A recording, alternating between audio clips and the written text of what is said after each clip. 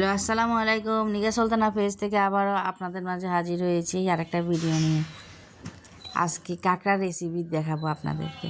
কীভাবে আমি কাঁকড়া রান্না করেছি সেটা দেখাচ্ছি। প্রথমে তেল গরম করে নিয়ে কাঁকড়াগুলোকে ভালো করে ভেজে নিয়েছি একটু হলুদ দিয়ে। ভালো করে ভেজে দিয়েছি, ভালো করে লাড়ে চাড়ে খুব সুন্দর করে ভাজে নিয়েছি। তারপরে উঠিয়ে নিয়েছি। তারপরে পেঁয়াজ দিচ্ছি।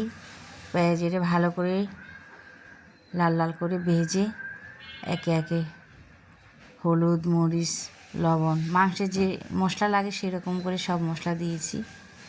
তারপর মশলাগুলোরে ভালো করে একটু ফানে দিয়ে কষিয়ে নিয়েছি।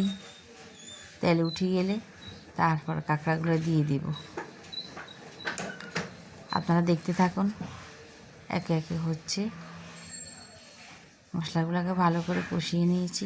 তারপরে যে কাঁকড়ার যে মজকগুলো বের করে আলাদা করে রেখেছি সেইগুলো দিয়ে দিয়েছি।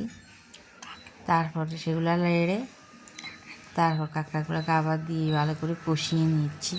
বারবার করে অনেকক্ষণ কষাচ্ছি। কষানো হয়ে গেলে পানি দিয়ে দিচ্ছি। পানি দিয়ে লাড়ে আবার কষাই নিচ্ছি।